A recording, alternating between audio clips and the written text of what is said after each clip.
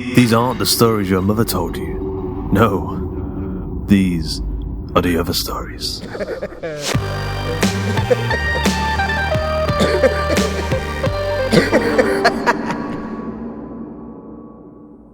Today's episode of The Other Stories is Please Tell Me You See Me, written by E.J. Bramble and narrated by Georgia Cook.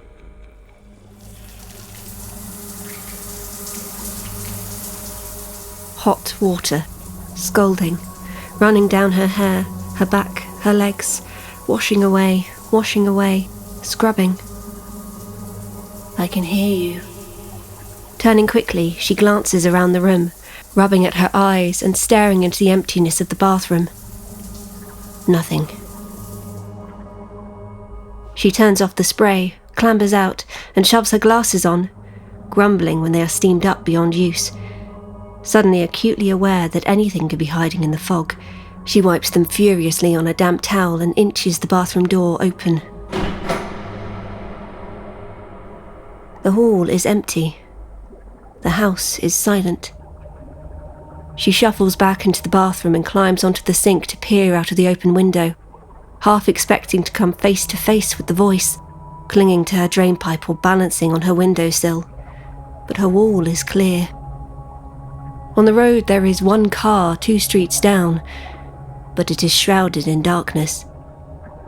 She shakes herself off, convincing herself she imagined the sound, before moisturising in the bathroom mirror and going to bed.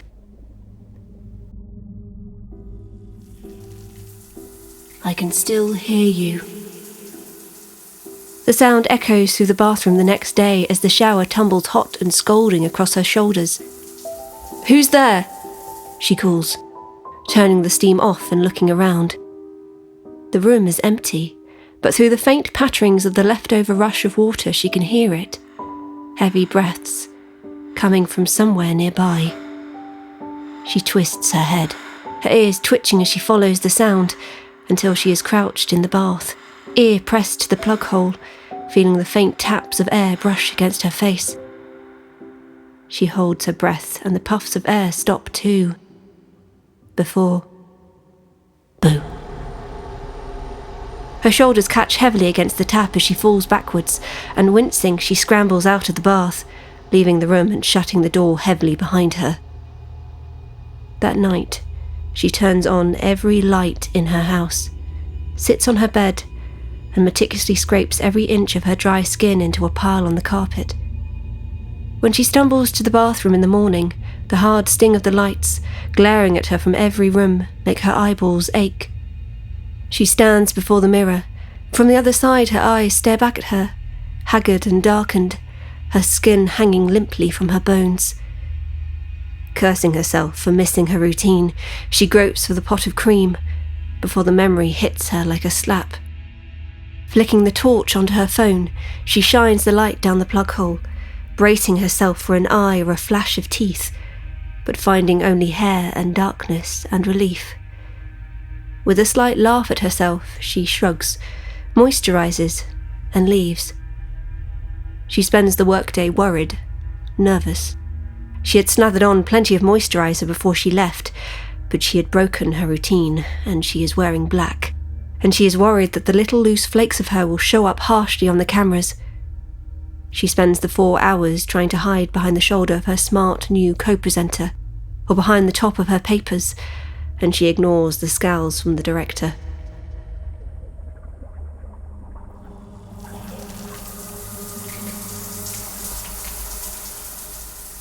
Scrape, scrub, go, she mumbles to herself in the shower, scratching the rough exfoliator against her skin. I can still hear you. She ignores it, scrubs. Why were you hiding today?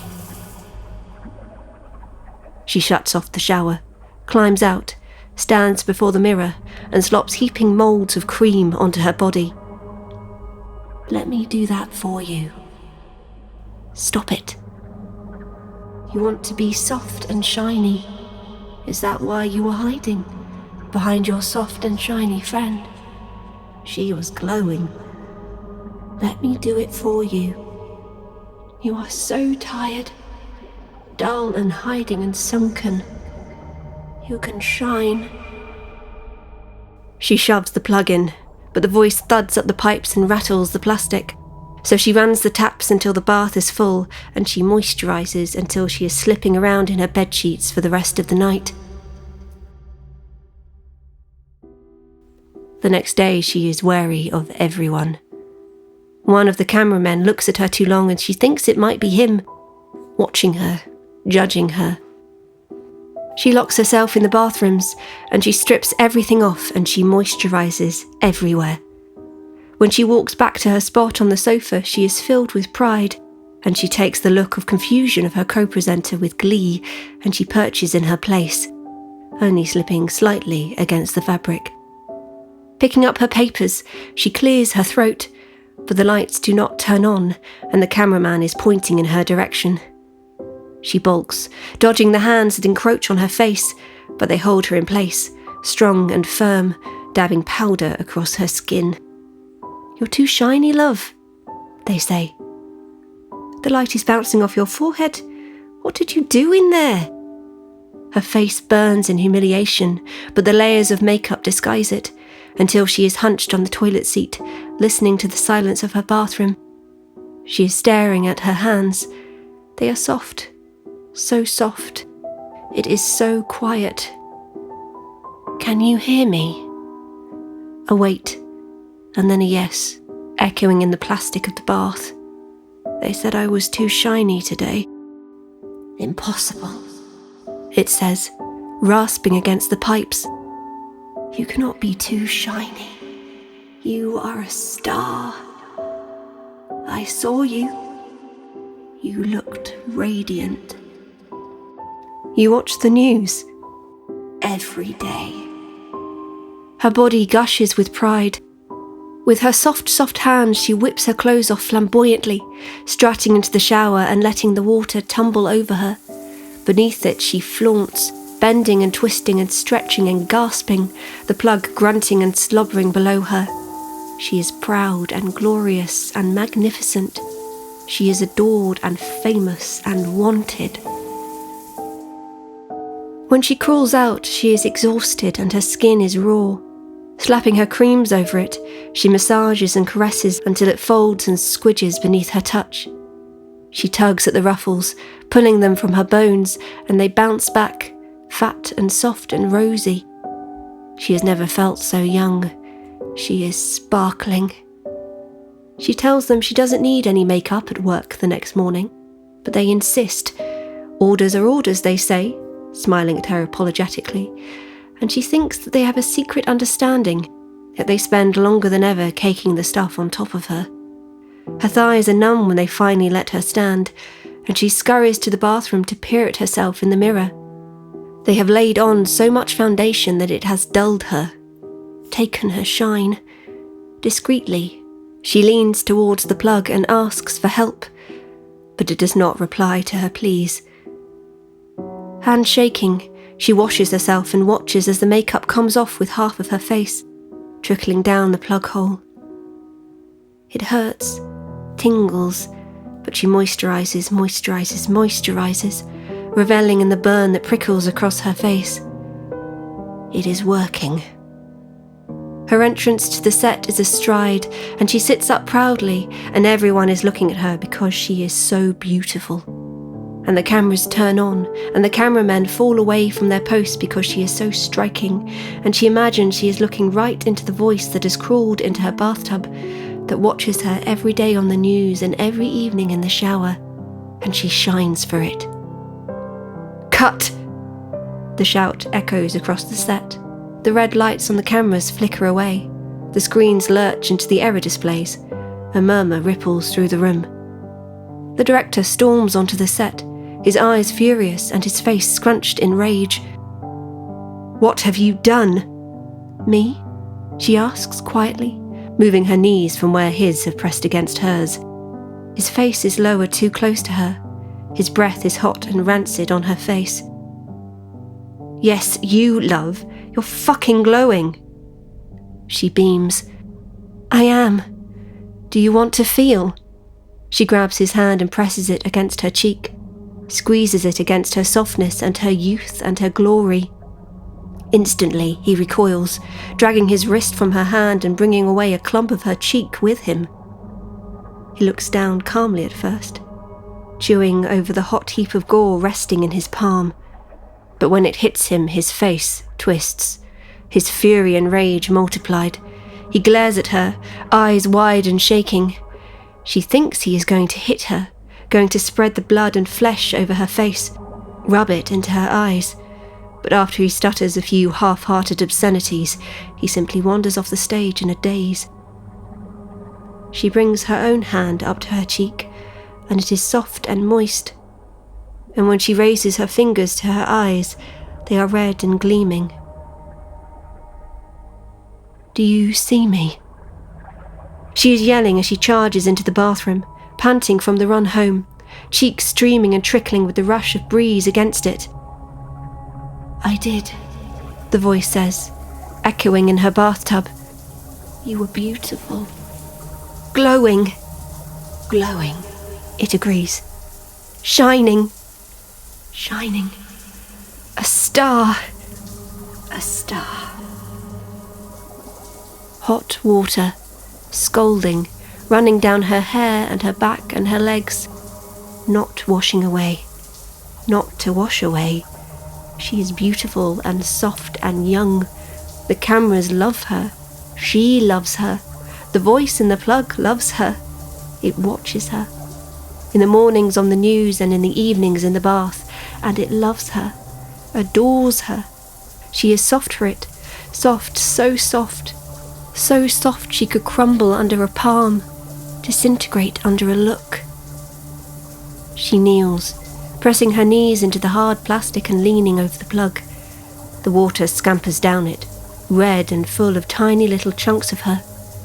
She holds her breath, listens, moaning, slobbering, teeth gnashing. She can hear the foam sizzling around their lips in their excitement, feel the heat radiating from their throat. "More," it begs. "Please." Begging her. Her soft, shining, beautiful skin, full of gentle folds and loving fat and rosy allure.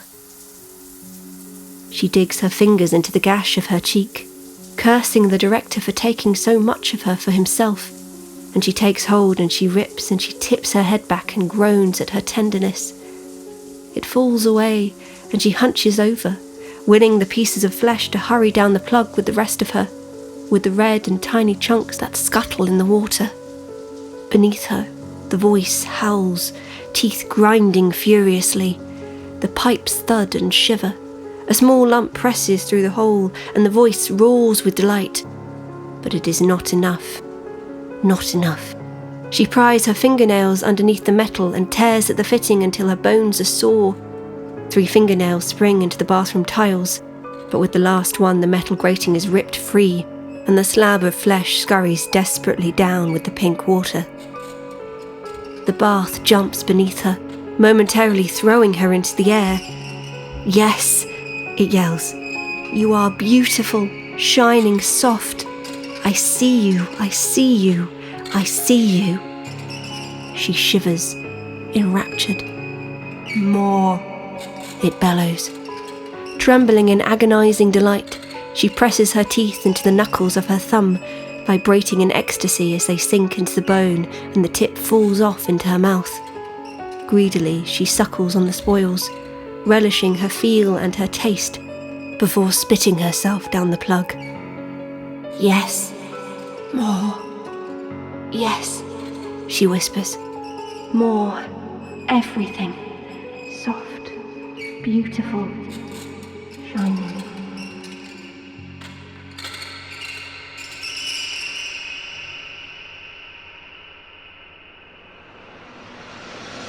I hope you enjoyed today's episode of The Other Stories. Please Tell Me You See Me was written by E.J. Bramble, narrated by Georgia Cook, produced by Carl Hughes with music by Mayu and Tom Robson, and sound effects provided by freesound.org. The episode illustration was provided by Luke Spooner of Carry On House. A quick thanks to our community managers Joshua Boucher and Jasmine Arch, and to Joshua Boucher for helping with our submission reading. And of course to Ben Errington, the digital darling of pop culture, a cultural phenom that transcends the boundaries of the online world. E.J. Bramble enjoys writing weird things. She lives in England and likes being by the sea. You can follow her on Twitter at E.J. Bramble. Georgia Cook is an illustrator and writer from London. She has written for publications such as Baffling, Bastarian Lit and Flame Tree Press, as well as a Doctor Who range of Big Finish. You can also pre-order Georgia's Dracula Daily Sketchbook Collection, which is an art book featuring a new drawing for every entry in the classic horror novel, Dracula. The link to that is a little bit long, so I'll place it in the show notes.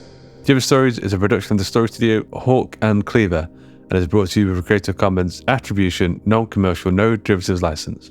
That means don't change it, don't sell it, but by all means share the hell out of it.